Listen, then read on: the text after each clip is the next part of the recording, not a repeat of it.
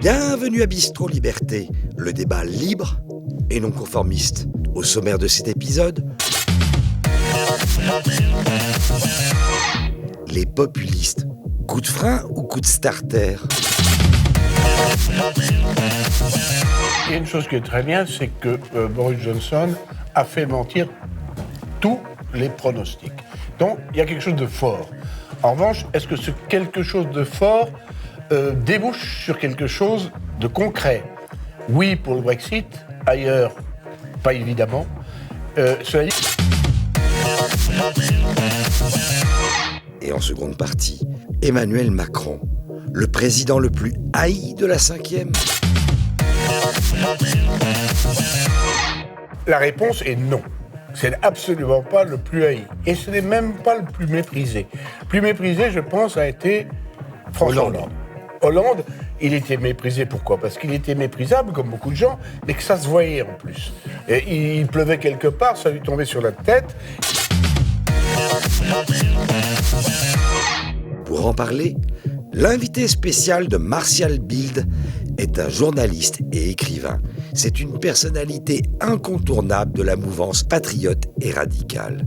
Depuis plus de 40 ans, il multiplie les avertissements à travers enquêtes et reportages, du quotidien de Paris à National Hebdo, du Figaro Magazine à Rivarol, en passant par Valeurs Actuelles.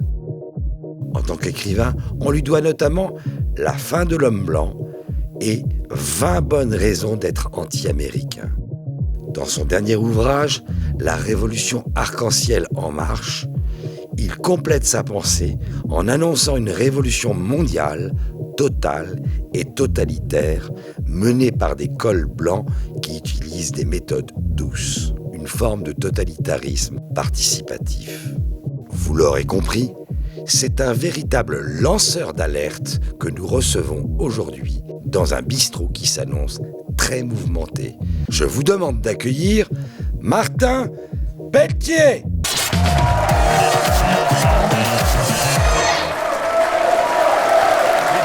Bienvenue à ce bistrot. Asseyez-vous. Bienvenue. On vient d'entendre votre portrait. Vous avez commencé votre carrière, cela n'est pas dit, à l'automne 1978. C'était à l'information radio de France 3 Aquitaine. Et comment passe-t-on d'une voix si classique, si emblématique de la bien-pensance en 78 à une carrière de journaliste de minorité, engagé, de conviction? En passant par le quotidien de Paris, qui était, pour reprendre une expression de François Mitterrand, une pétaudière. Donc je suis passé par le quotidien de Paris, par hasard ou par chance. Un quotidien de Paris, un quotidien, comme son nom l'indique, dirigé par Philippe Tesson. Philippe Tesson, qui avait la particularité de recevoir tout le monde, sauf les staliniens déclarés. Voilà. Donc j'ai fait quelques années, nombreuses années, comme je suis parti en 86. Et puis je suis allé voir un peu du côté de Jean-Marie Le Pen, du côté de Minute. Je suis revenu au quotidien, ce qui est assez difficile de revenir. Et puis ensuite... Parce que le quotidien, c'est un journal mainstream, quand même, un journal de droite, de conviction. C'est ça. Journal... Mais il y avait de tout dans le quotidien. Il y avait comme de bons socialos, puis il y avait de libéraux, il y avait des gaullistes, il y avait des monarchistes, la preuve, j'en suis un. Puis voilà. Et finalement, après, qu'est-ce qui s'est passé? Eh bien, je suis reparti. J'étais un relapse, je suis reparti voir Le Pen pour diriger National Hebdo. Alors là, évidemment... C'était le journal, un des deux journaux, ou le journal du Front National. C'était plus exactement le journal que lit Le Pen. Ce n'était plus le journal du Front National, parce qu'il y a eu des difficultés, comme toujours, dans notre famille de pensée. Mais enfin, on avait fait des unes assez amusantes, hein, assez croquignolettes à l'époque. D'ailleurs, j'ai eu le plaisir... Tiens, bonjour Nicolas, Jean-Émile, je ne sais pas comment il faut t'appeler. J'ai eu le plaisir de faire travailler Jean-Émile un peu pour un numéro spécial qui s'appelait Télérata, où il avait montré... Téléphatera, oui. Un passage de Télérama. C'était fort drôle pour mon goût. Hein, voilà. Donc, comme Télérama, toujours un journal très drôle. Très très drôle, voilà. Ça les avait pas fait rire, ils avaient porté plainte. Comment peut-on rire de Télérama? Oui, exactement. Tout était dit. Là, voilà. Ils vendent encore à 500 000. Hein, Bon, ben voilà, bien sûr. Alors, j'en viens à l'ouvrage, La Révolution arc-en-ciel en marche. Vous décrivez dans votre ouvrage une révolution donc globale, dont vous dites, quitte à choquer d'ailleurs, que le grand remplacement n'est qu'un élément un des éléments, mais pas le principal élément de cette révolution que vous évoquez. Alors, vous dites élément, moi j'avais employé un mot qui me paraît plus juste et plus simple, un détail. Ce n'est qu'un détail. Et on sait depuis un penseur du XXe siècle, Jean-Marie Le Pen, que les détails peuvent être importants. Et donc, c'était le grand remplacement, effectivement, un détail important de la révolution Arc-en-Ciel en marche. C'est-à-dire que c'est un des moyens les plus puissants. Quand vous avez une population qui change complètement, qui est remplacée dans son contenu finalement physique, génétique, eh bien, ça permet d'autres changements. Mais la révolution, la thèse du bouquin, qu'il faut lire, parce que c'est un peu long à lire, c'est que la révolution en marche est d'abord, ou plutôt au bout du compte, spirituelle. Alors, évidemment, le changement d'âme suppose et s'accompagne d'un changement de corps. Voilà. Alors, pourquoi avoir nommé cette révolution arc-en-ciel? Alors là, si j'ai bien compris, c'est une référence au drapeau, mais dont j'ai découvert qu'il avait de multiples usages et même une vision spirituelle, quelquefois, au départ. Absolument.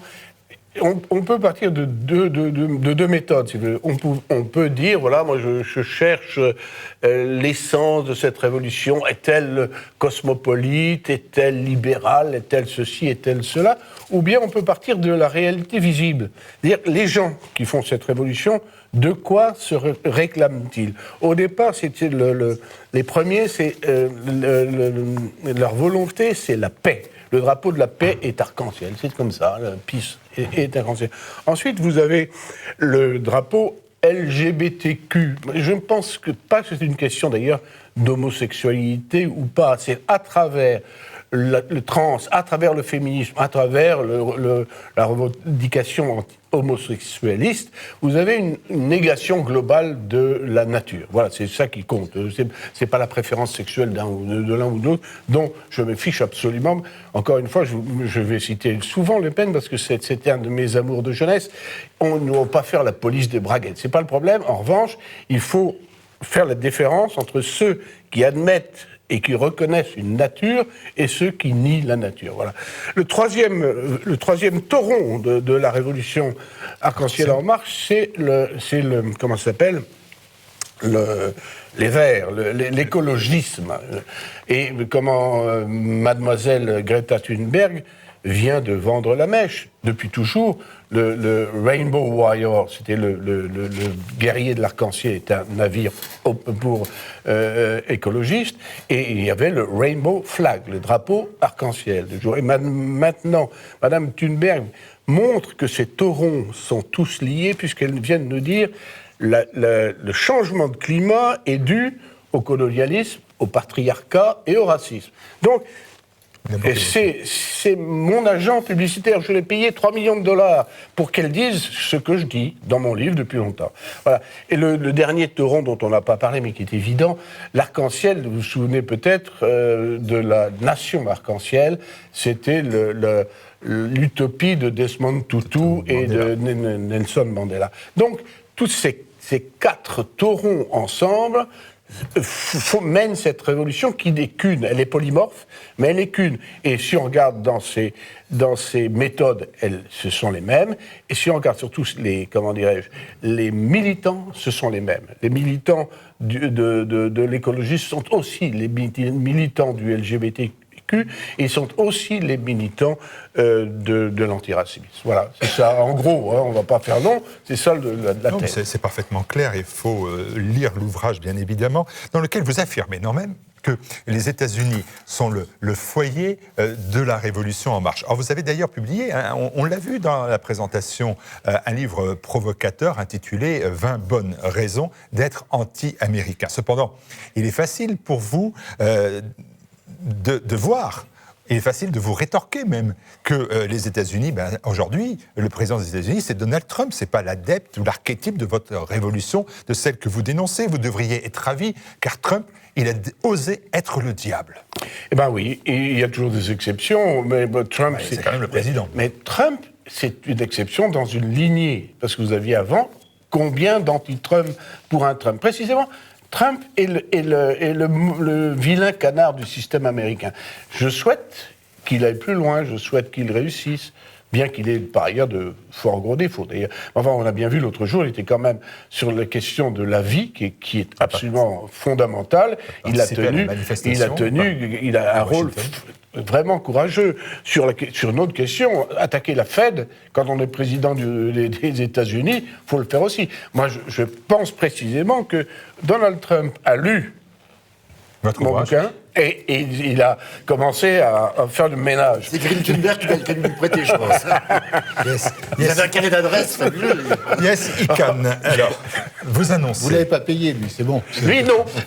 Ah non, ça commençait à faire cher la promotion. Surtout, il a pas mal de fric. Vous annoncez, là je redeviens quand même très sérieux, parce que c'est quand même le fond de l'ouvrage qui n'est pas très optimiste. Il y a 3 pages d'optimisme sur 300 pages qui sont sombres, mais qui sont la réalité. Je ne fais pas ce même reproche, le plus noir nuage a toujours sa frange d'or, comme on chantait quand on était petit. Oui, pardon. Vous annoncez la fin de la civilisation. Vous annoncez la fin de notre lignée, la fin de notre façon de vivre. Et je me suis dit, en me faisant l'avocat du diable, mais il y a toujours eu, dans tous les peuples, dans toute l'histoire, une peur, une inquiétude devant la perspective de sa propre disparition. Finalement, vous n'êtes pas nouveau sur ce thème. Mais non, je suis absolument pas nouveau. Comment s'appelait-il Jean Daniel parlait il y a une trentaine d'années de l'ère des ruptures. Nous sommes dans une ère de rupture qui est sans comparaison. C'est pas nouveau, mais ce qui est nouveau, c'est que cette rupture n'a pratiquement pas d'équivalent dans l'histoire. Prenons simplement, on parlait du détail du grand remplacement. Prenons de la question démographique. Quand il y a eu les grandes invasions se sont passées grosso modo entre la fin du IIIe siècle de 160 et 450, en 2 siècles. En 2 siècles, il y a eu quoi Michel de Gégère a fait un bon boulot là-dessus. Il y avait quoi 5% de la population qui a changé en Europe en 200 ans. Nous, en 50 ans, il y a beaucoup plus, prenez la France. Il y a 15 millions d'halogènes. Donc, ça fait 15 millions sur 60 des poussières. Presque 25% en 50 ans. Donc, voyez-vous, c'est une rupture comme on n'en a jamais vu, mais jamais vu. Et si on regarde les autres ruptures, prenez par exemple la rupture morale dont on parlait et dont le LGBTQ est un drapeau, une figure. Mais sur la question de l'avortement, sur la question du mariage, sur la question bientôt de l'euthanasie, l'affaire Lambert n'est qu'un prodrome de tout ça. On voit une rupture qui n'a pas d'équivalent. Aucune. Et si je déclinais plus avant, si on prend l'état de l'Europe occidentale en 1900, point de vue économique, jusqu'à 1950 d'ailleurs, eh ben, c'est quelque chose, c'est le centre du monde. Maintenant, où se passent les affaires? Pas en Europe. Donc, cette rupture, j'ai l'air effectivement, de dire tout va mal. Mais c'est que cette fois-ci, tout va vraiment mal. Mais est-ce que, c'est toujours un peu la même question que je vais vous reposer, sous une formulation différente, est-ce qu'on ne peut pas parler de révolution? Est-ce qu'on peut parler tout simplement de mutation? La chute de l'Empire d'Occident, on a considéré ça longtemps comme une catastrophe. Aujourd'hui, on sait que ça a été une mutation qui a accouché de l'Europe médiévale, qui accouchera elle-même de l'Europe de la Renaissance. Les civilisations sont mortelles, oui, mais d'autres civilisations apparaissent. Alors, ça, c'est tout à fait vrai. Mais d'abord, il y a une question personnelle. Pour vous, pour moi, pour nos enfants, petits-enfants. Est-ce que le VIe siècle, en Europe occidentale, est vraiment agréable? Parce que entre le XIIe et le Ve, il y a 7 siècles. Donc, c'est quand même pendant des années, pendant des siècles de pénibilité. C'est comme l'histoire de Reconquista en Espagne. Entre le 7e et 1492, eh ben, c'est long à supporter. Donc, il faut quand même voir que on peut regarder tout sous spécium éternitatis, mais c'est extrêmement pénible et dur pour les populations. Ensuite, il y a, quand on regarde ce qui s'est passé, il y a précisément, on vient d'en parler, un apport de population beaucoup moindre pendant les grandes invasions.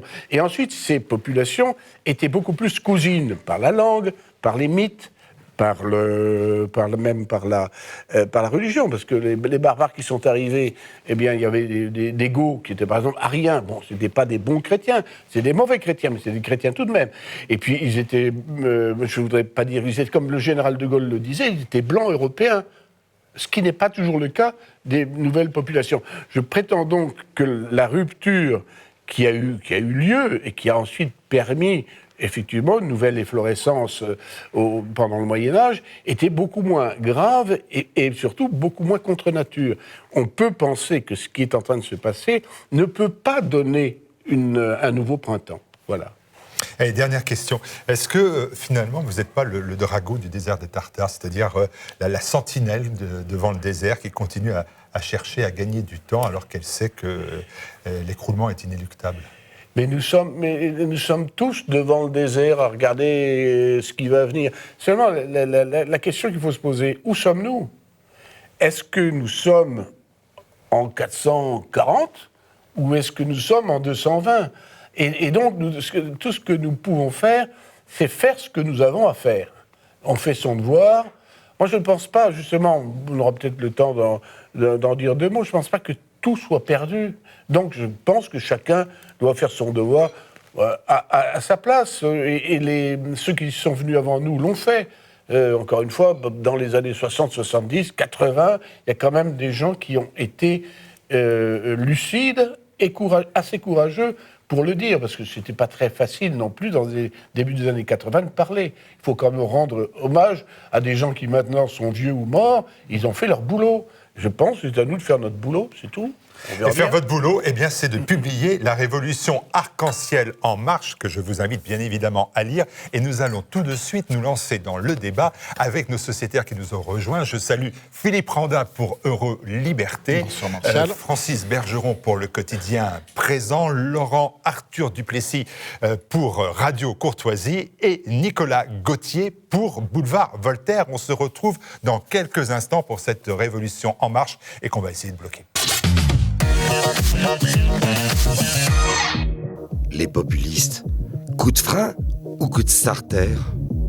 Phénomène éphémère et critiquable pour les uns, véritable lame de fond régénératrice de la démocratie pour les autres, le mouvement populiste envoie des signaux contradictoires aux Européens avec la victoire historique de Boris Johnson en Grande-Bretagne, mais aussi l'échec ou le pari perdu de Matteo Salvini en Émilie-Romagne. Alors, en 2020, le populisme, coup de frein ou coup de starter?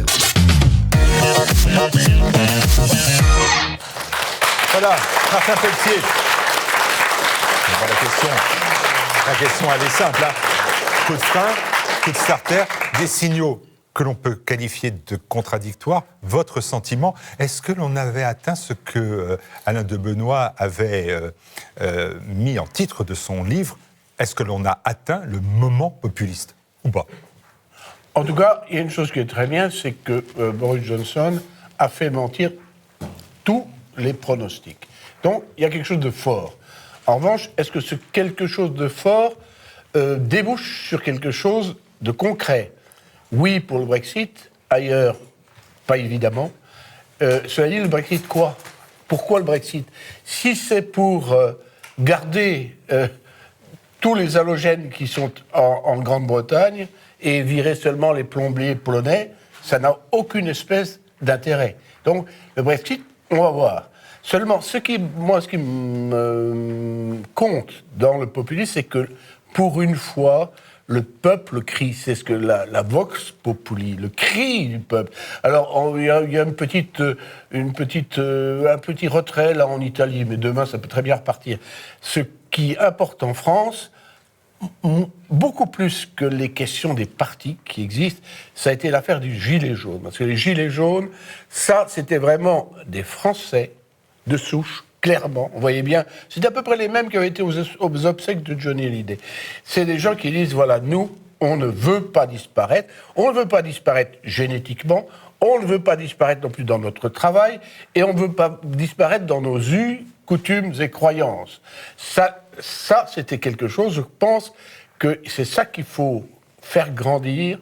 Et c'est pour ça que j'étais si scandalisé par je veux dire, La récupération. La récupération par Macron, par Mélenchon, par la CGT, on a complètement dévoyé ce grand mouvement. Mais je pense qu'il y a encore quelque chose à faire. Je pense que l'heure du populisme, pour répondre à votre question, c'est pas aujourd'hui, mais c'est demain, oui.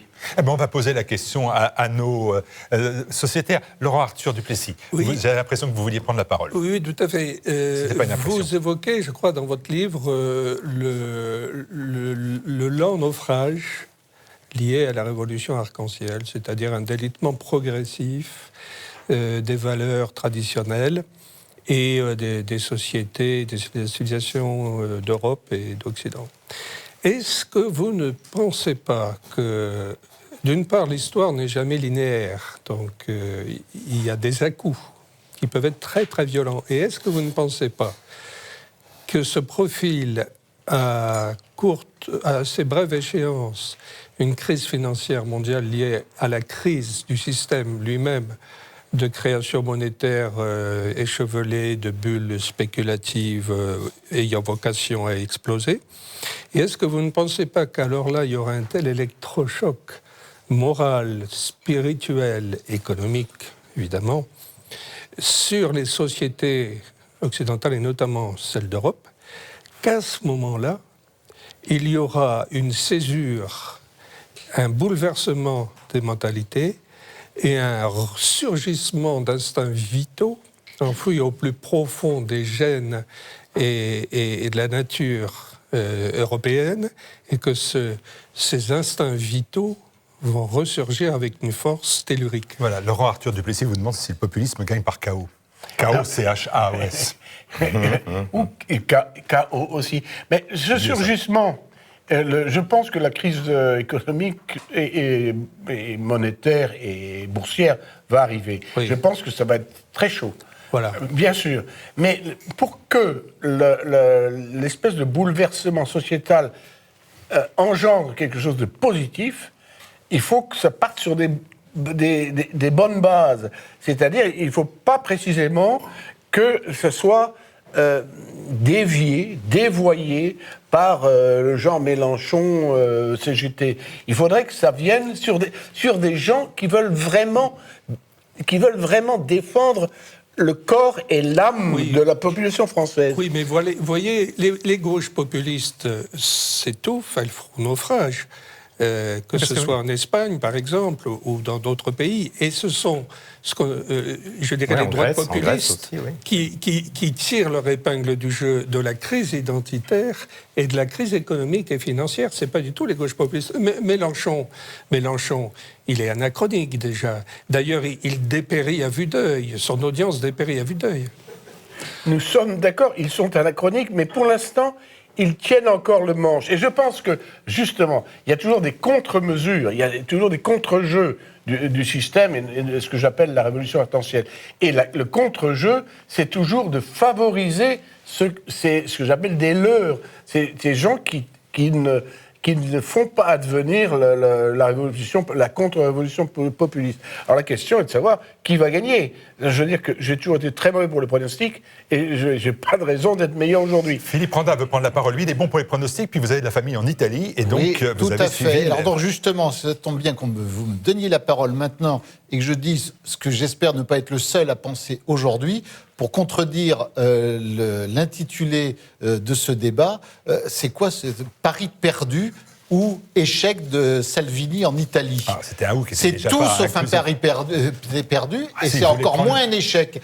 On parle d'échec. Le pari de Salvini, c'est d'avoir quitté le gouvernement pour provoquer des nouvelles élections en Italie, par une coalition de son ancien allié populiste aussi, le 5 étoiles, et de gauche, et ils ont réussi avec le Parti démocratique, ils ont réussi à faire à tenir un gouvernement. Depuis, il y a eu 4 élections régionales. Ils ont emporté ces 4 régions qui étaient de gauche depuis des décennies. Ils en ont gagné 3. Et la dernière, l'Émilie-Romagne, on avait dit, s'il arrive à conquérir l'Émilie-Romagne, le gouvernement serait obligé de sauter. La gauche a gagné à 52%, la Ligue a fait 13% de plus. Alors, parler d'échec, non. C'est jusqu'à présent, son pari est toujours en cours. Donc la coalition, le coalition autour de la Ligue, toujours en la cours. coalition autour de la Ligue fait 43-63, 18 sièges. Mais c'est qu'une élection autour du Parti démocrate, locale. 51-42. C'est qu'une élection locale. La quatrième, il en a gagné 3 sur 4. Le gouvernement et l'allié, le mouvement populiste, puisqu'on a quand même, le débat est sur le populisme, le mouvement 5 étoiles est en train, a fait 3% des voix. Donc le gouvernement risque quand même d'exploser, tout simplement parce qu'il y a un allié qui ne représente plus rien, il n'y a plus de coalition. Et maintenant, quand on parle starter ou coup de frein du populisme, mais les populistes dans chaque pays sont tous des populismes différents. Boris Johnson, il a quoi en commun avec Mario Salvini, avec Marine Le Pen, avec le responsable du FPO autrichien? Rien. Le Frexit de Boris Johnson... Mardi et mercredi, il y a une convention nationale du conservatisme à Rome, avec Matteo Salvini, Viktor Orban, Giorgia Meloni, la très belle dirigeante du parti Frères d'Italie, Fratelli d'Italia, et Marion Maréchal. Donc ils ont des choses en commun, semble-t-il. Et il y a quel Anglais, il y a quel Boris Johnson là? Il n'y en a aucun, puisqu'ils n'ont pas aucune idée. Eux voulaient sortir de l'Europe. Salvini ne veut pas sortir de l'Europe. Marine Le Pen et le Rassemblement national ne veulent plus sortir de l'Europe. Viktor Orban, qui gouverne, comme on le sait, très bien la Hongrie et qui est très populaire, ne veut pas sortir de l'Europe. Le FPO autrichien, qui lui a été au pouvoir et qui, suite à un scandale, ça arrive et c'est désolant, en Autriche, n'a jamais voulu quitter l'Europe. Ils sont tous pro-européens. Tous pro-européens contre l'Union européenne actuelle, mais tous pro-européens. Donc tous ces populistes sont différents, ils ont tous des natures différentes. Aujourd'hui, ils pèsent politiquement partout. Je suis désolé, il y a 20 ans, aucun parti populiste ne gouvernait. En Autriche, il ne gouvernait qu'une région, c'est tout. En Italie, les populistes sont arrivés au pouvoir avec Berlusconi, l'Alliance nationale de Francofini. On sait le résultat. Il a tellement trahi qu'il a disparu très, très vite. Gianfranco Fini. Donc, attendez, les populistes aujourd'hui sont dans tous les pays d'Europe, pèsent. On peut parler. À chaque fois qu'un mouvement arrive à gagner partout, on dit « Ah, ça y est, c'est le début du déclin ». Attendez déjà qu'ils soient tous au pouvoir et qu'il y ait une politique qui est assumée. Matteo Salvini, pour revenir sur lui... Coup de frein ou coup de starter, vous dites coup de starter. Coup de starter. Il n'y a pas besoin de vous... Mais le coup de starter de Matteo Salvini, il a été au pouvoir à un poste important, ministre de l'Intérieur. Il n'a jamais été aussi populaire. Son parti est arrivé aux élections, il faisait 17%. Lorsqu'il était ministre de l'Intérieur, il était à 30%. Et là, il vient de gagner 3 régions sur 4. La réponse est évidente. Pour l'instant, les populistes sont en pleine expansion. Voilà, Philippe Randa aime l'Europe des populismes. Et je vais ajouter, bien que je trouve anormal qu'on traite Boris Johnson de populiste, c'est une très bonne chose pour l'Europe que les Anglais soient partis. Ils n'ont jamais été européens, ils ont toujours été un frein à l'Europe. Bon débarras. Ah bah voilà. Voilà, God save the Queen. Qui est-ce qu'il veut? Alors, est-ce que vous avez le même point de vue sur l'Italie? Alors, Francis sur l'Italie, je rejoins assez ce que c'est pas un échec, c'est pas un camarade. C'est un coup de frein, mais c'est pas un échec quand on sait que cette région était de gauche et même communiste depuis 1953, quelque chose comme ça. Donc, ou même peut-être depuis 1945. Donc, ça relativise quand même l'échec. Mais je me suis amusé à additionner les populations des pays dirigés par des populistes ou prétendus populistes. Si vous prenez les 330 millions d'Américains, les 150 millions de Russes, le tiers des Européens, en gros, Angleterre comprise, vous prenez le Brésil, vous prenez l'Inde, terriblement populiste. La Chine. Alors la Chine, je mettrai à part, c'est une dictature communiste, enfin, jusqu'à preuve du contraire, c'est une dictature communiste et ultralibérale en même temps. Donc c'est encore autre chose. Mais vous avez là plus de 2 milliards d'habitants qui sont dans des régimes dits populistes, des régimes qu'on doit exécrer, qu'on nous apprend à exécrer. Je me dis que quelque part, effectivement, comme le dit ils devraient tous s'abonner de présent. On est quand même dans un schéma plutôt ascensionnel actuellement.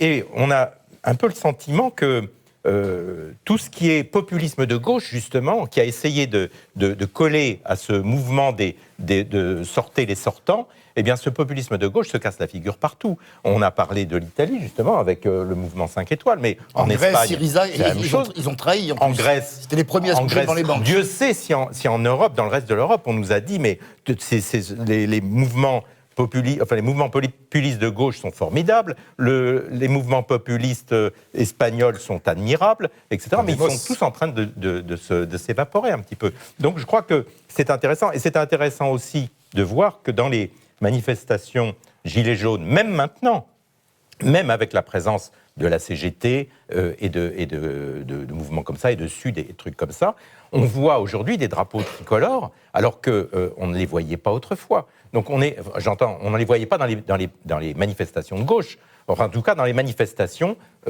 du Parti communiste, de la CGT, etc. On voyait beaucoup plus le drapeau rouge, tout simplement. Donc il y a quand même un mouvement global qui va plutôt dans le bon sens, et je trouve que c'est assez agréable. Nicolas Gauthier, oui. Déjà, quand on parle de populisme, le populisme, c'est plus un contenu qu'un contenant, c'est aussi un style. On voit là, effectivement, Matteo Salvini, mais cette stature un peu matamore, un peu italienne, il a pensé, en démissionnant, qu'il pourrait provoquer des élections anticipées, et ça n'a pas marché. Et là, peut-être l'erreur qu'il a faite, qui est d'ordre tactique, c'est qu'il a trop, on va dire, personnalisé et nationalisé ce qui n'était qu'un scrutin local. Bah oui, mais moi je... Il était obligé. D'accord, mais la presse, Libération, défaite, Nicolas, quand même. un camouflet pour Salvini, Le Monde, premier revers pour Salvini, l'Opinion, Salvini fait chou blanc. Vous voyez, toute la presse disent comme... C'est la même presse, Martial, c'est la même presse qui expliquait que Donald Trump ne ferait pas la première année de son mandat. Non, mais... Il en est à se représenter, là. Et combien de fois a-t-on lu dans Le Monde et ailleurs le Front National a mangé son pain blanc. Oui. Ça fait 40 ans qu'on lit ça. C'est-à-dire que c'est fini, etc. Il a fini de manger son pain blanc, il n'existe plus. Oui, mais ce que je veux dire, c'est que Francis, ils voient ce qu'ils aimeraient voir. Il est évident. Revenons. Allez, Nicolas Gauthier, c'est pas un coup de frein, c'est un revers, mais comme la vie politique en est faite. Là où le Brexit avec Boris Johnson n'obéit pas à la même logique, parce qu'effectivement, c'est pas un scrutin personnalisé, même si c'est beaucoup impliqué dans la campagne. C'est vraiment une question sur la substance même de l'Angleterre. Et après, je pense que vous avez raison, il y a une lame de fond, mais aussi pour une raison, et qui rejoint le livre de notre invité, c'est que ce qui caractérise cette espèce de, vous appelez ça l'état arc-en-ciel, pourquoi pas, c'est que s'il est désincarné. Or, le populisme, c'est l'incarnation d'une voix dans un personnage souvent baroque, un peu ébouriffé, avec plusieurs sortes de populisme. On l'a vu au Brésil, oui, Bolsonaro est un populiste, mais Lula en était un, et un des premiers populistes locaux, c'était Hugo Chavez. Pas avec le même discours, mais avec ce lien, mais avec un lien. On peut être populiste et de gauche, hein, et Chavez a été réélu avec une identité un certain nombre de fois. Et c'est pour ça que j'ai ajouté même la Chine, quoi que ce soit un régime communiste ultralibéral, contrairement aux mondialistes et à l'état arc-en-ciel, le président Xi Jinping, il transpire pour l'intérêt des Chinois, il parle au peuple chinois. Avec un mode d'organisation qui est ce qu'il est. Qui ne transpire pas trop, parce qu'en ce moment... En ce moment, ils sont... Enfin, c'est pas bon signe, si Enfin, a priori, il y est pour rien dans le virus, quoi. Oui, ça, avec les communistes, on peut s'attendre à tout. Hein. Voilà. Mais, l'anticommunisme primaire. Oui. Il y a une lame de fond, parce que Poursuivez, Nicolas, n'hésitez pas. Oui, je vais me gêner, tiens. Non, mais il y a un besoin d'incarnation, et le populisme incarne vraiment un besoin de subsistance, alors que C'est d'ailleurs ce qui a manqué aux Gilets jaunes. S'il y a eu un chef, mais c'est l'avantage de l'incarnation. Il y a 30 ans, je suis royaliste comme vous pour une monarchie tempérée par le régicide. Parce que l'avantage, effectivement, quand le pouvoir s'incarne, c'est plus facile d'en changer, mais on vit dans un tel système socio-économique... C'est un pari gagnant, ça. Médiatique. On a l'impression que les gens sont interchangeables, on ne sait plus qui dirige quoi, qui fait quoi. Effectivement, il y a un côté... Il y a un déficit d'âme qui est... qui est criant. Voilà, je redonne la parole à Laurent Arthur Duplessis dans un instant, s'il veut bien parler du populisme cette fois-ci. Francis Bergeron, je sévis dans le plus populiste des quotidiens, c'est pas difficile, il s'agit du quotidien présent, souvent cité dans cette émission. Nicolas Gauthier, je suis pour un populisme tendance flower power. Ça c'est l'écharpe, ça il fallait pas. Martin Pelletier une écharpe lui aussi. Oui, mais de repasser de bon goût. Alors, pardon. Vous savez ce qu'elle vous dit, mon écharpe? Non, mais restez. C'était méchant. Eh bien, le populisme, stop ou encore, mais je crois qu'il n'en est qu'à ses débuts, pour la raison qu'il est l'émanation directe de la crise du mondialisme. Le mondialisme a commencé à entrer sérieusement en crise depuis, alors je dirais, l'événement financier de 2008-2009. Là, ça a été, pour le mondialisme, un tournant. C'est-à-dire que là, il est entré en crise ouverte. Et depuis 2008, le malaise des classes moyennes et populaires des pays d'Occident s'est accentué, car l'inégalité de plus en plus phénoménale entre le 0,1% multimilliardaire et de plus en plus multimilliardaire, et des classes moyennes et populaires de plus en plus paupérisées et qui ont le sentiment d'être les cocus du mondialisme. Eh bien, ces causes étant de plus en plus fortes, prégnantes, perceptibles, je pense que ce carburant du mondialisme est inépuisable. Et comme ce carburant est inépuisable, le carburant des populismes est inépuisable. Donc ces populismes ne sont, à mon avis, qu'au tout début de leur ascension. Or, qu'est-ce qu'on appelle populisme ? Le populisme est quand même étroitement corrélé à la préoccupation identitaire. Alors on dit populiste de gauche, Mélenchon, populiste de gauche. Mais Mélenchon, c'est un mondialiste en matière d'immigration, c'est un mondialiste en matière d'analyse de la problématique sociale parce qu'il est marxiste, internationaliste et totalement opposé à la défense de l'identité française, se protégeant de vagues migratoires non contrôlées. Je dirais qu'il subit le même sort que ses frères espagnols, Podemos, qui périclite aussi exactement de la même façon. Et il subit le même sort que ses cousins italiens 5 étoiles, qui sont en train de disparaître dans les brumes, eux aussi. C'est-à-dire qu'en fait, on voit bien que la crise du mondialisme dope les populismes dits de droite, c'est-à-dire les populismes dont le carburant essentiel est la préoccupation et le souci identitaire.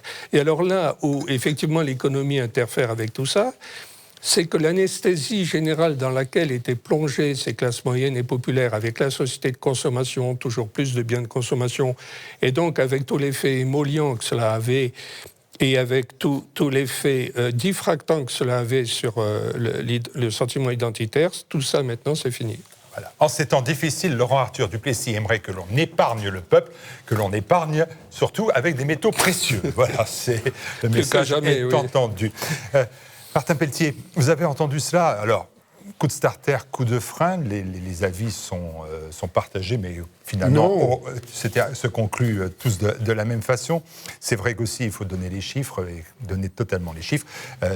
En même temps que l'élection d'Émilie Romagne se déroulait, il y avait celle de Calabre, où la coalition autour de la Ligue a obtenu 55,29, et qu'au sein de ces coalitions, ce qui représente la droite nationale la plus traditionnelle de l'Italie, qui est Fratelli d'Italia, qui sont les frères d'Italie, ce parti-là, lui, progresse de manière très notable par rapport à celui de Berlusconi. Voilà, Philippe Randa n'a pas toujours tort, il a bien fait de le dire. Je voudrais juste rappeler quelque chose. On a peut-être oublié quand même de parler d'un pays qui peut compter, qui peut intéresser éventuellement la journaliste, et en France. Mais c'est exactement ce que j'ai demandé à Martin Pelletier. Et en France, il y a des élections municipales dans un mois. Ce que j'allais poser comme question à Martin Pelletier. Merci Philippe Randa, mais n'hésitez pas à prendre ma place. Maintenant, vous avez une cravate, vous prenez... Non, voilà, il a une cravate. Il y pense. On va essayer de en remettre une, d'ailleurs. Oui, de toute façon, il y pense. C'est vrai. Enfin, je n'ai pas mis d'écharpe, moi. Alors, donc, Martin Pelletier, et en France. On voit Marine Le Pen, bien évidemment, en France. On voit Marion Maréchal qui va être à Rome avec Viktor Orban et Matteo Salvini les 3-4 février. Moi, j'ai qu'une chose à dire. Mais vraiment, parce que j'ai quand même derrière moi 40 ans d'échecs. J'ai vu tout le monde avec des stratégies d'entrisme ou des stratégies de rupture. Pourquoi d'échecs? D'échecs, j'ai vu les... On a un parcours assez peu, il n'y a pas que des échecs. Non, j'ai vu vraiment la droite et justement les populistes échouer en France. Pourquoi? Parce qu'ils se divisaient. Donc je n'ai qu'une chose à dire, pas d'ennemis à l'extrême droite. Que tout le monde se mette ensemble, aussi bien les nationaux sionistes que les Nasbrock, aussi bien présents... C'est les mêmes. Pas toujours, malheureusement. Tout le monde ensemble, aussi bien Marine que sa tante, que sa nièce, que son père, tout le monde, aussi bien les gaullistes vraiment souverainistes, aussi bien Philippe de Villiers, d'ailleurs. Et pourquoi pas ceux de la France insoumise contre l'immigration? C'est ce que c'est le problème de Mélenchon. Mais c'est qu'il a imposé une ligne pro-immigrationniste. Mais justement... La moitié de ses troupes sont parties parce qu'ils en voulaient pas. C'est très clair, la question est là-dessus. En Allemagne, il y a une dame qui pense à faire de l'anti-immigration. Chez nous, non. La bonne vieille gauche marxiste a choisi son camp, le camp de l'anti-France. Donc, on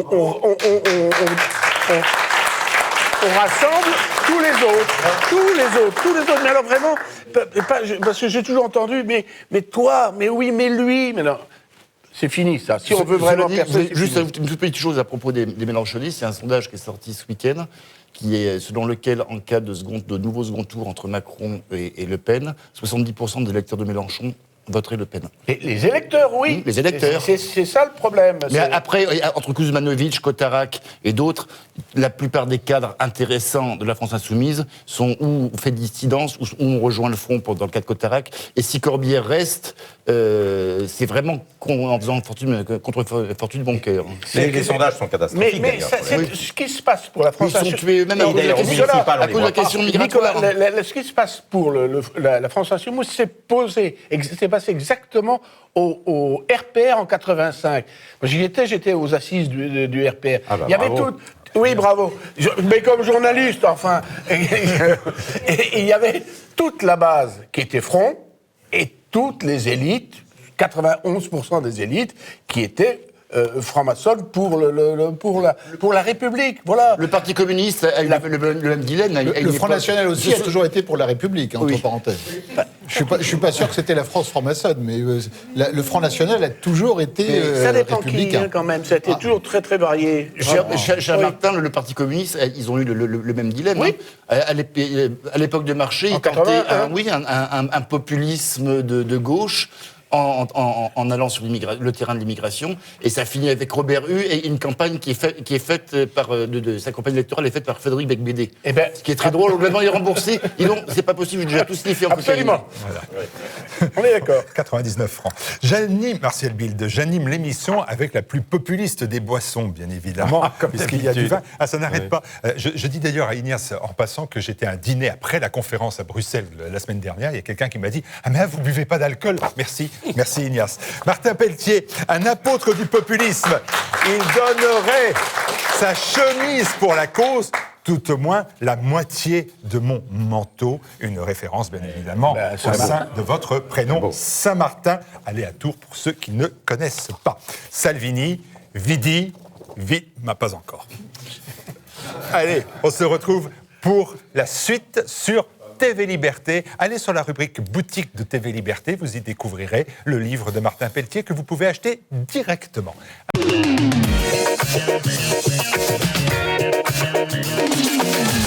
Voilà pour cette confession, cette rubrique qui va solliciter votre attention, votre réflexion, parfois vos souvenirs.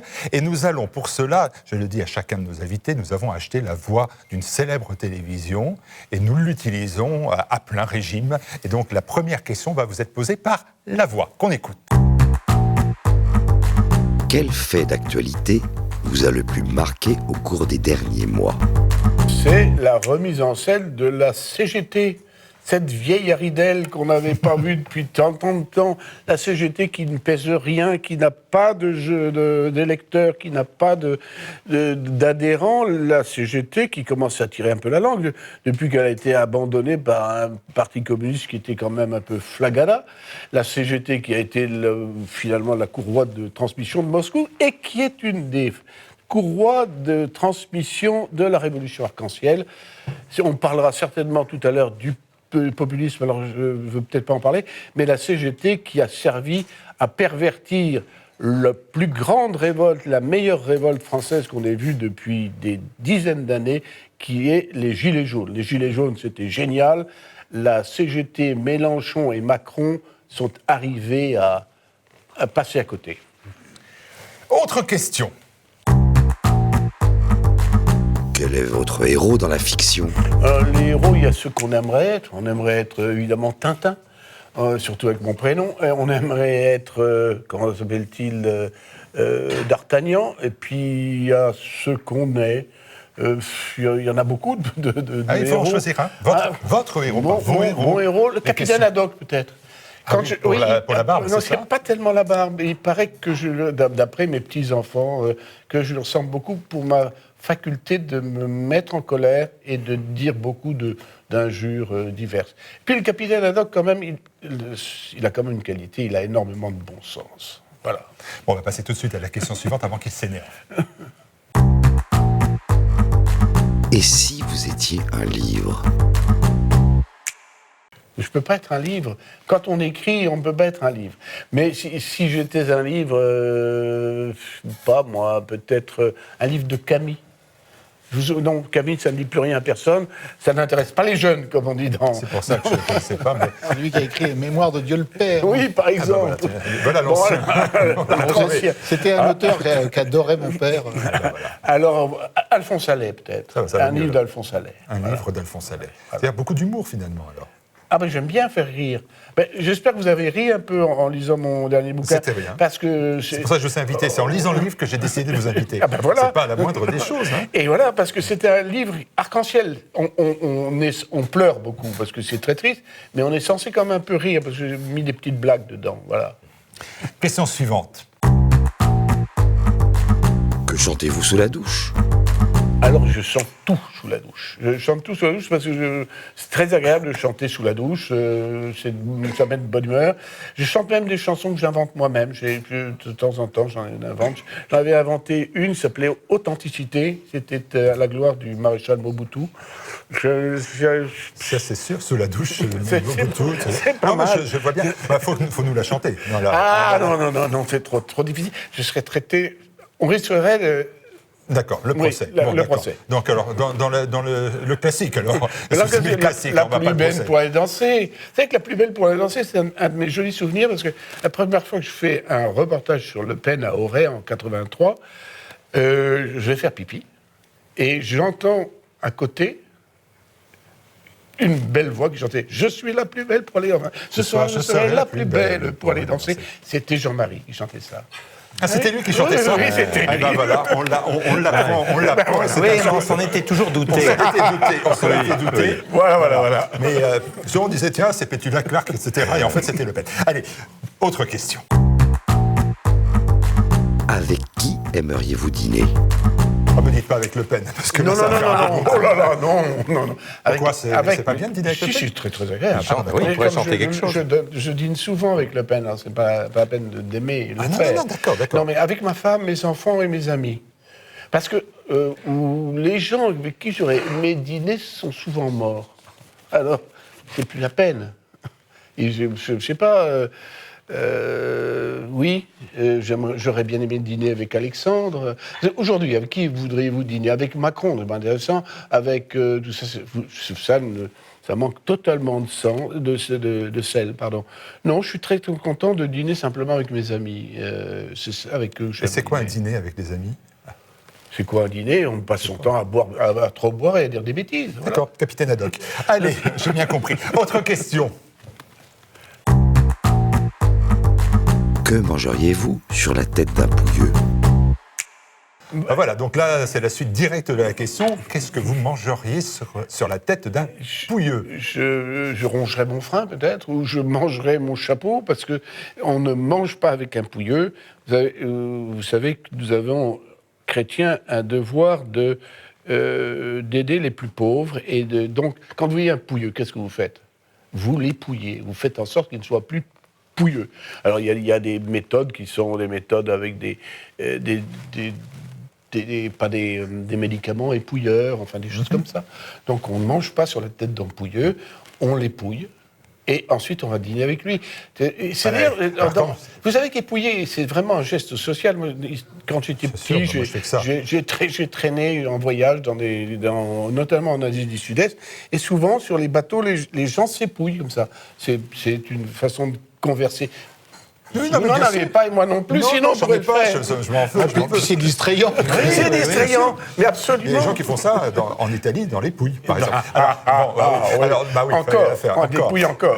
dans ce cas-là, une fois qu'il est épouillé, qu'est-ce que vous aimeriez manger avec cet épouillé d'amis?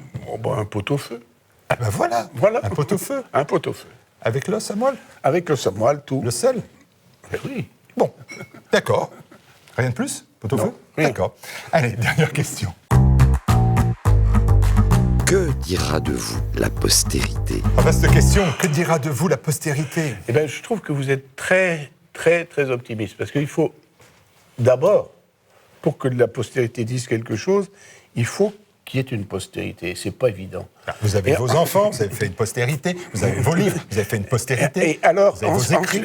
Ensuite, il faut que la postérité, précisément, se souvienne non seulement de vous, mais de l'époque où vous viviez.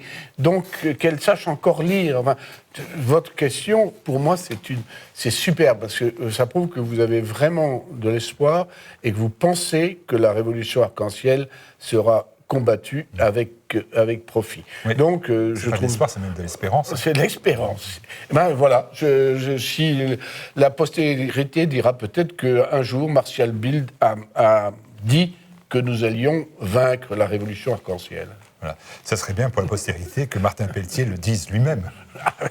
Mais si ça advient, tant mieux. Si ça advient, tant mieux.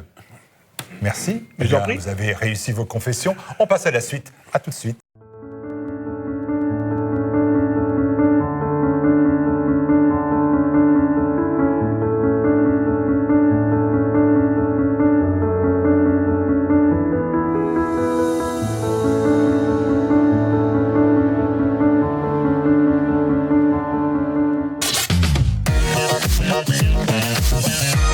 Emmanuel Macron, le président le plus haï de la 5e?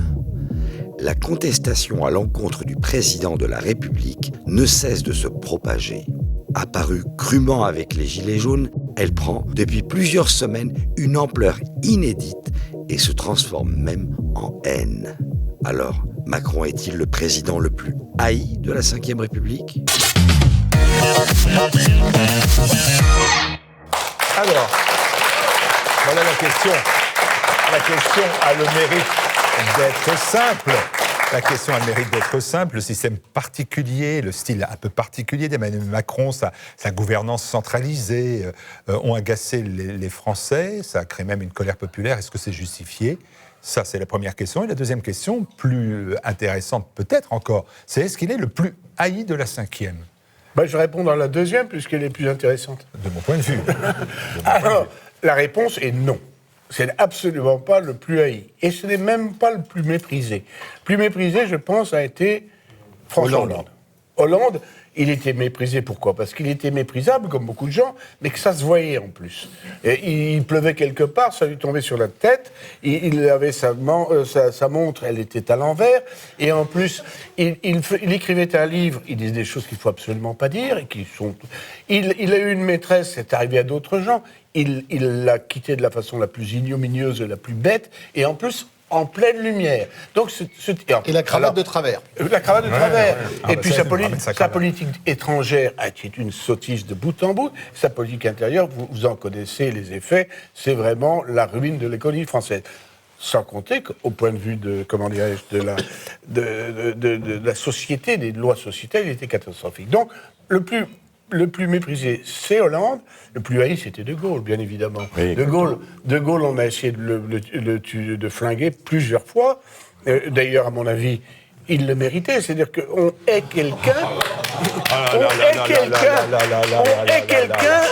Pour être haï, il faut haïr, et il faut exister. Il avait une existence forte. Général de Gaulle a fait de grandes choses. Alors, je ne vais pas reprendre votre provocation. Je vais pas reprendre votre provocation, mais ce qui veut dire qu'un jour, dans 20 ou 30 ans, on pourra dire qu'Emmanuel Macron était un grand président. Je ne sais pas. De Gaulle était vraiment haï. Pourquoi ? Parce qu'il avait, notamment pour l'Algérie, des choses comme ça. Macron, alors la question... On ne va pas faire l'histoire. Général de Gaulle, on en garde un souvenir remarquable. Mais il avait des partisans très, très il avait acharnés. des partisans... Il a fait de Hollande. C'est la grande différence avec Hollande. Laissez-moi parler. Non, alors, il a fait de grandes choses, notamment en politique étrangère. Mais il a aussi fait ce qu'on peut appeler, pour moi, je parle pour moi, des crimes. Bien, alors il était haï, il était haï.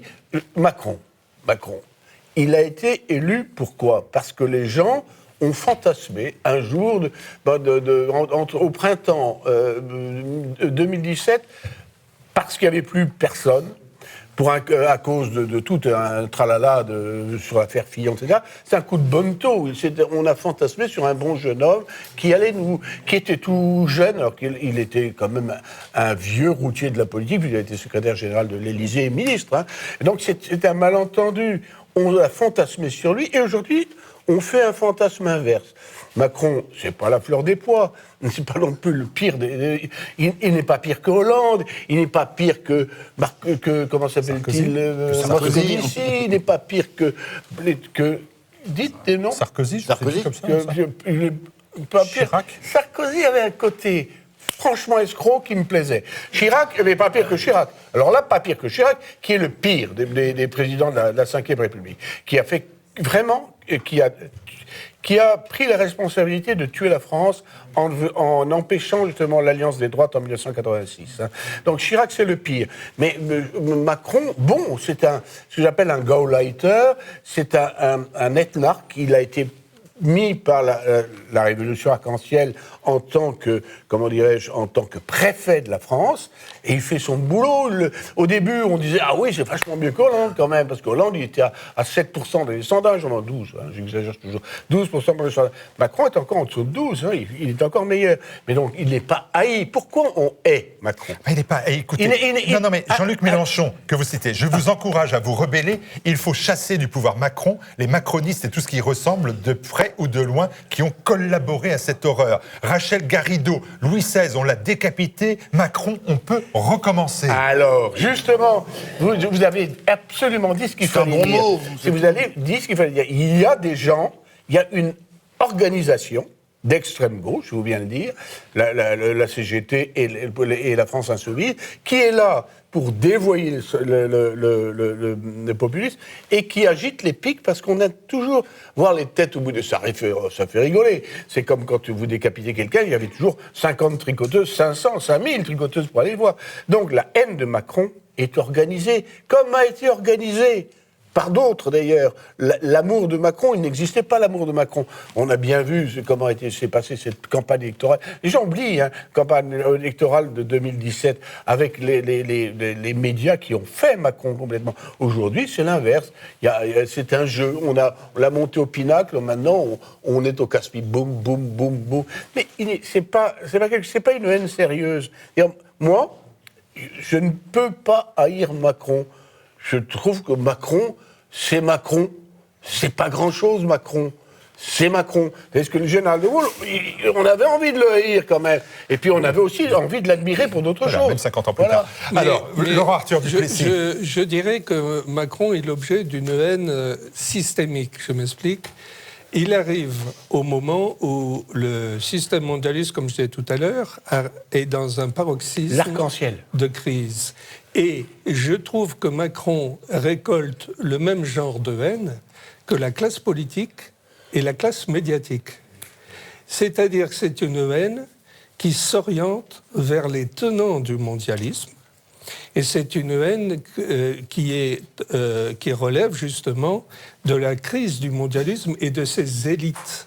C'est pour ça qu'en fait, il arrive au mauvais moment. Macron, le même, serait arrivé 10 ans avant, il aurait probablement suscité beaucoup plus d'indulgence. Mais je crois qu'il arrive au moment où, justement, la fournaise de l'opinion publique est montée à très très haute température, et lui se trouve là. Mais je fais quand même... Je vous laisse la parole 2 secondes. Cher interprète, il y a une autre notion, haï, mais par exemple, je regardais les intellectuels. Onfray dit, ce président déteste la France. Jordan Bardella, pour le Rassemblement national, dit, c'est un mauvais Français qui n'aime ni son pays, ni son peuple. Là, il y a vraiment une critique de fond. C'est-à-dire qu'on ne l'aime pas parce qu'il n'aime de l'opposition sur les présidents. Il n'aimait pas plus la France. Oui. Hollande non plus. Tous ces gens-là On n'a jamais fait ce reproche à Mitterrand ou à Chirac. Se fiche de la France éperdument. Même pas à Sarkozy. Alors, on poursuit. Donc ça, cet argument-là, il est pas recevable.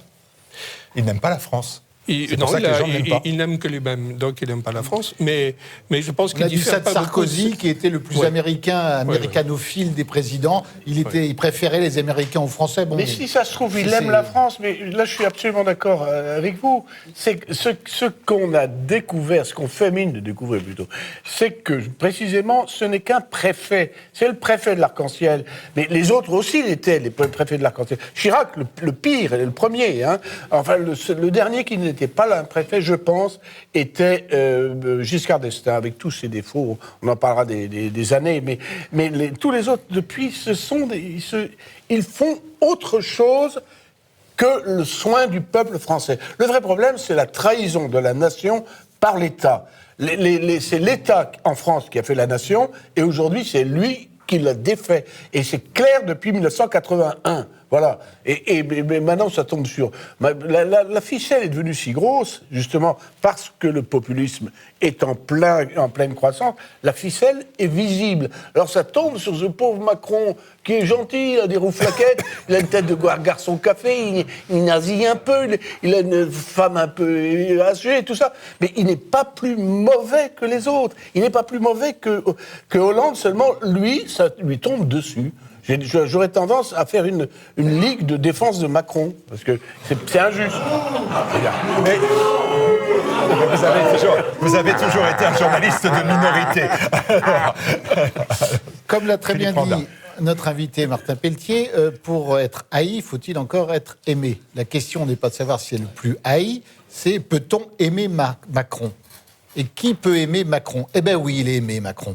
Il est aimé parce que il a fait 23% des voix au premier tour de la présidentielle. Je parle du premier tour, bien évidemment, celui qui compte pour savoir la popularité. Il a fait encore un meilleur score sous son nom parce qu'il s'est engagé pour la campagne aux européennes. Parce qu'on oublie qu'il y a un an, il a traversé ce mouvement des Gilets jaunes auquel personne ne s'attendait, et pas lui du tout. Il a très bien réussi à apparaître comme le président de l'ordre, de celui qui faisait respecter, qui avait étouffé. Ça n'a pas été bien difficile d'étouffer les Gilets jaunes. Ils n'avaient aucun sens politique, donc forcément, il a réussi par son grand débat national, cet enfumage, à réussir. Et il avait une liste menée par quelqu'un qu'on ne peut pas haïr, Nathalie Loiseau, il faut quand même en reparler, c'est celle qui menait la liste de La République En Marche. Ça, c'est vrai. Il fallait le faire. Il fallait le faire. Honnêtement, je ne m'attendais pas à ça. Grâce à elle, Macron personnellement s'est engagé dans la campagne et sa liste qui se présentait pour la première fois des élections a fait un score remarquable aux européennes. Après, quasiment au premier tour, à 1% près avec le Rassemblement national. Après avoir traversé cette vindicte des Gilets jaunes, il fallait réussir. Ensuite, rebelote avec la fameuse crise qu'on a vécue avec 2 mois de grève sur la réforme des retraites, 2 mois de grève qui n'ont servi à rien, puisque les grèves, quand le projet de loi sur les retraites va être voté exactement comme le gouvernement a voulu l'imposer. Donc, qui aime Macron? Ceux qui se disent, tiens, lui, il a réussi à vaincre les gueux, les gilets jaunes qui embêtaient tout le monde au rond-point. Il a réussi à vaincre la CGT qui, effectivement, comme tel un phénix, est réapparu, peut-être pour un dernier tour de piste, mais qui a été un échec. On va voir ce que ça donne les prochaines élections. Et surtout, on va voir il y a encore les gilets jaunes dans la rue. Que je veux dire, moi, j'entends. Il y a que vous, Martial, qui les voyez dans la rue. Moi, j'étais samedi, exactement. Vous confondez avec les employés municipaux. Non. Il y avait des milliers de personnes. Non, ce n'est pas vrai. Il y avait des milliers de personnes encore à Paris. J'y étais pour Terre de Liberté. Et on est là. Et même si Macron, on n'en veut pas, nous, on est là. Je l'ai entendu dans les rues de Paris avec des milliers de personnes. C'est pas parce que la télévision n'en parle pas mainstream qu'il n'existe pas. Donc ça, Philippe Randin, je ne suis pas d'accord avec vous. Il y a depuis un an des gens qui manifestent dans la rue tous les samedis. Eh bien, grand bien leur face, mais je préférais qu'ils manifestent le jour des élections en mettant un bulletin de vote. Que ce soit le bulletin de vote du Rassemblement national ou de la France Insoumise. Vous n'en savez rien. Mais si c'est un bulletin de vote pour la République... Il n'y a pas de candidat France Insoumise. Et attendez, dernière chose quand même, c'est qu'on parle d'aujourd'hui de la situation de Macron, mais quel président de la République française depuis Pompidou, s'est retrouvé à 2 ans d'un deuxième mandat présidentiel et qui était populaire? Aucun. Chirac, 2 ans avant 2002, était donné complètement battu. De toute façon, il passait pour un parfait abruti que personne ne voulait. Il a quand même été voulu le mettre en prison à l'époque. Et un escroc voleur. Super menteur. Et escroc, les deux. Sarkozy était très impopulaire. Certes, il a été battu par François Hollande, mais il était un truc. François Hollande, a été grotesque. Je n'ai pas besoin de revenir sur ce qu'a dit Martin. Mais que Macron, aujourd'hui, soit en dessous dans les sondages et tout, peut-être... Attendons de voir comment il va se sortir des prochaines campagnes municipales et comment il va préparer sa campagne présidentielle et qui va être en face de lui. Et peut-être sera-t-il même pas candidat, parce qu'il y a aussi une dernière chose à dire. Hollande a lancé la mode. C'est que tout va tellement vite qu'on peut très bien trouver un autre candidat que Macron pour représenter exactement ses idées. Qui n'a pas pris la parole? J'ai pas la parole, Francis. Choisissez, messieurs. Oui. Honneur à vos cheveux gris. Si on vient... c'est sympa. C'est sympa. Merci. Allez, vas-y, Francis. Non, il m'a coupé... Il fallait pas parler sur les charpes. J'ai connu De Gaulle. Il n'était pas né. J'ai connu De Gaulle. J'ai connu Coty. J'ai connu De Gaulle. Albert Lebrun, peut-être. Il faut que je vérifie. Non, mais je ne viens pas. Et le maréchal. Et le maréchal, bien sûr. Mais ce que je veux dire, c'est que, effectivement, De Gaulle, c'est le seul qui a vraiment été haï et qui a été haï... jusqu'à tenter de le tuer, etc. Mais il a été haï chronologiquement par des populations différentes. C'est un élément très caractéristique. Il a été haï en 1945 parce qu'il n'a pas fait la grande réconciliation avec une certaine droite conservatrice qui était traitée de collaborationniste. Il a été haï... La réconciliation entre les Français. Entre les Français, bien sûr. Oui, pas entre les Belges. Il a été pas forcément avec la droite conservatrice. Il a été haï en 62 à cause de l'Algérie, mais il a été haï aussi en 68. Il faut voir les conditions où il veut partir, il veut s'enfuir, parce que vous avez ces masses étudiantes et ces masses encadrées par la CGT notamment, qui, on voit ces affiches dans les rues avec le portrait de De Gaulle qui se transforme en portrait d'Hitler, avec la moustache, etc. Donc on a oublié dans le livre de Giraud, Henri-Christian Giraud, sur cette période-là. On a oublié le degré de haine. Mais la chance de Gaulle, c'est que ce ne sont pas les mêmes populations en 1945, en 62, en 68. Il a des partisans fervents.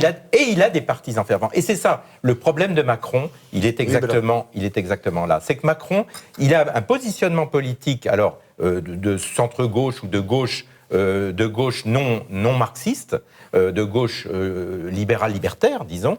Et ce positionnement fait qu'il est au centre d'un jeu, mais il est en même temps la cible de la droite, d'une droite et de la gauche. Et je termine juste, et après Martial te donnera la parole. C'est aimable. Je termine juste en disant qu'effectivement, le vrai problème de Macron, c'est qu'il n'y a pas de militants, déjà. Oui, il n'y a pas de militants.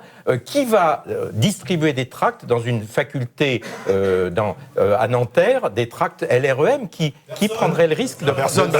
Personne. Il y a quelques cas d'étudiants qui en distribuent difficilement, mais qui en distribuent. Il est peut-être même plus risqué de distribuer aujourd'hui un tract LREM et revendiquer cette étiquette qu'une étiquette cocardienne. Enfin, je ne sais pas, mais... À Nanterre, c'est pas simple non plus, Oui, d'après ce c'est que pas je vois ça. dans les Non, images. mais ça n'était pas non plus, ça n'a jamais été. Ça n'a jamais été. Mais ce que je veux dire, c'est qu'effectivement, il n'y a pas de militants, il n'y a pas de camp. Il n'y a pas un camp clair qui est le camp de la droite contre la gauche. On n'est plus dans ce schéma-là. Cet homme est seul. On le voit aussi aux élections municipales. On ne voit pas émerger de grands talents dans les régions partout. Il envoie ses ministres prendre des têtes de liste. On voit des petits bonshommes, des Griveaux, des gens comme ça. On voit dans toutes les grandes villes un déchirement des mouvements, enfin des personnalités LREM. On voit aussi que le LREM, un an avant les municipales, tout le monde voulait l'étiquette LREM. Tout le monde allait de Levallois-Perret jusqu'à La Baule, tout le monde réclamait l'étiquette LREM. Et aujourd'hui, tout le monde essaye d'effacer le fait qu'à un moment donné, ils sont allés tirer les sonnettes. Ça, c'est le drame de ce camp, c'est qu'ils n'ont personne, ils n'ont pas de militants, et la garde rapprochée de Macron, eh ben, elle est au gouvernement, elle est dans ces sphères-là, mais il n'y a personne d'autre. Il n'y a pas comme les gaullistes, il n'y a pas comme etc. C'est ça. Nicolas. Vous allez mettre au chômage, malheureux. Il ne pourra même plus s'acheter une cravate. Mais non, vous avez tout à fait raison. C'est d'autant plus c'est vrai que François Hollande, Nicolas Sarkozy, Jacques Chirac, dans certaines mesures, étaient des candidats officieux du système. Là, on a vraiment le candidat officiel, et quand on voit le socle électoral de Macron, c'est la grande union. Là, il a réussi le rêve de Giscard d'Estaing, c'est réunir la bourgeoisie de droite et la bourgeoisie de gauche. Non, il voulait réunir 2 Français sur 3. Oui. 2 Français sur 3. Et donc, ce qui fait qu'on a 23%, c'est 2 on a Français affaire sur 3, à une catégorie... avec une virgule. Contre lui. Une catégorie sociopolitique dont Mitterrand disait très justement, ces gens-là n'ont pas d'idées, ils n'ont que des intérêts. Et ce qui fait qu'il n'y a pas de militants, et il n'y a même pas de souffle derrière. C'est effectivement l'électorat de Macron, des gens qui votent pour leurs intérêts, leur retraite, leur niveau de vie. Alors que je me souviens, j'avais l'âge aussi, le 10 mai 81, je suis à la Bastille, on sent qu'il se passe quelque chose. Quand Chirac est élu en 95, il se passe quelque chose. On voit descendre dans les rues à Paris des gens qu'on ne voyait pas avant. Le drapeau algérien. Le drapeau algérien partout.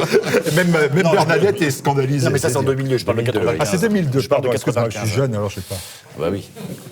Et même Sarkozy, effectivement, il y a une France de droite qui dit, bon, ce coup-ci, la droite a appris de ses erreurs, ça ne sera pas comme Chirac, mais il y a vraiment, il y a quelque chose. Le premier président où il n'y a rien, c'est Hollande, mais parce qu'il est élu par erreur. Il est élu parce que les Français veulent plus de Sarkozy et que Strauss-Kahn est empêché pour les raisons qu'on sait. Il a son camp, mais c'est son camp qui se délite pendant qu'il préside. Mais il y a quand même encore une gauche, le Parti Socialiste, ça compte encore, même si maintenant, partis comme ça, ils auront plus d'élus que d'électeurs. Et c'est vrai que dans un mouvement, on parlait d'incarnation tout à l'heure, il n'y a pas plus incarné qu'une élection municipale. On vote vraiment pour un homme.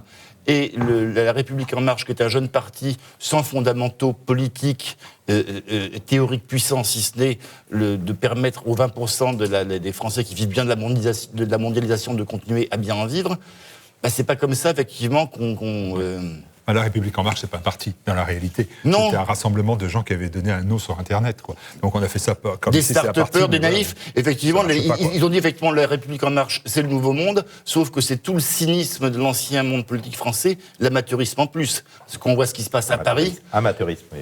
Du temps d'un Chirac, les deux gars étaient dans le bureau, convoqués dans le bureau. Bon, toi, tu étais de liste et toi, tu seras ministre. Bah, ils ont été convoqués à l'Élysée. Il dit à Villani de ne pas y aller. Eh ben, qu'est-ce qu'il fait sur du bureau de l'Élysée? Il y va. Il y a quand même un manque d'autorité. Et Griveaux annonce un Central Park avec une gare de l'Est à Paris qui sera à Strasbourg. Alors, ils ont battu. Anne Hidalgo est battue à plat de couture. Ah oui. Alors déjà. Bon, passons. Le caractère évanescent de la République En Marche et la solitude de Macron, tout cela vient d'être magnifiquement décrit. Il me semble que effectivement, c'est là l'expression d'un système finissant.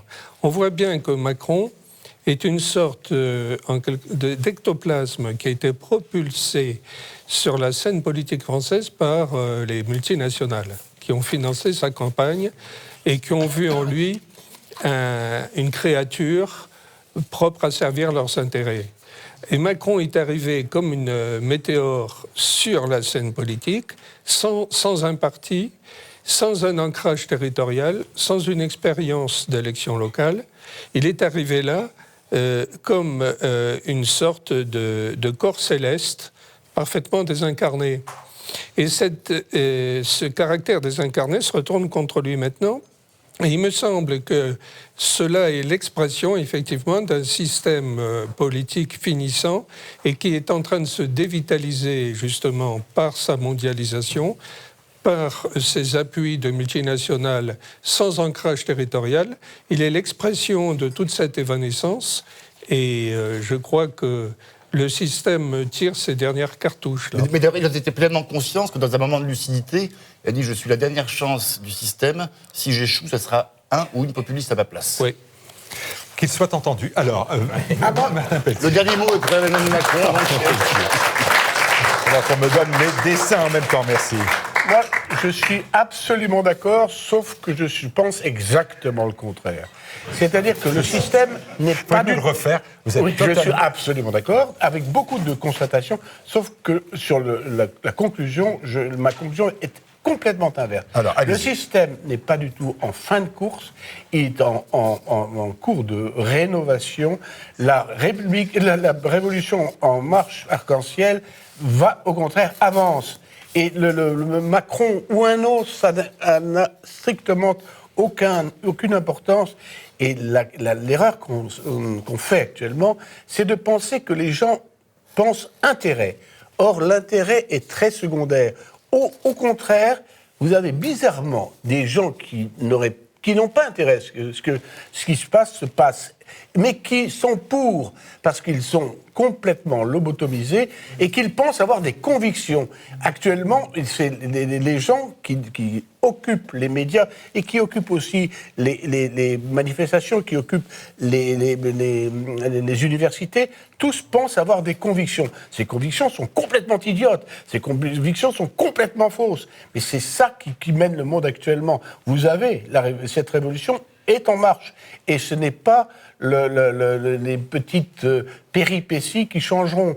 La question est de savoir si vraiment, oui ou non, à un moment donné, il va y avoir un peuple populiste assez en colère et assez fort pour, il faut bien le dire, la chose, casser la figure à la révolution ou pas. Si ce n'est pas le cas, c'est fini, parce que la révolution en marche a une faculté d'absorption et de déviation extraordinaire. On l'a bien vu, encore une fois, dans l'histoire du Judaïsme. Et on le verra. La question, il ne faut pas croire. Un plutocrate ne veut pas l'argent. Il veut le pouvoir. Oui. Voilà, l'argent est un moyen, c'est pas du tout une fin. Mais le plutocrate, ce qui va le perdre, c'est le cataclysme de la crise financière, et c'est ça qui va le faire exploser. On va voir. Je peux le souhaiter avec vous. Je crains que ce soit plus compliqué que ça. Parce que depuis le temps qu'on nous annonce la fin du monde et la grande catastrophe. Oui, ça c'est pas faux. Bon, on verra ça. On verra ça dans 15 jours. On ne prend pas des grands paris. Dans 15 jours, on est là pour Bistro Liberté. De plus en plus de pauvres avec le président des riches. Gare aux prochaines élections, dit Emmanuel Macron. Les élections municipales, bien sûr. Le président a encore des fans. Et voilà un fan qui écrit « J'aime Macron ». Voilà.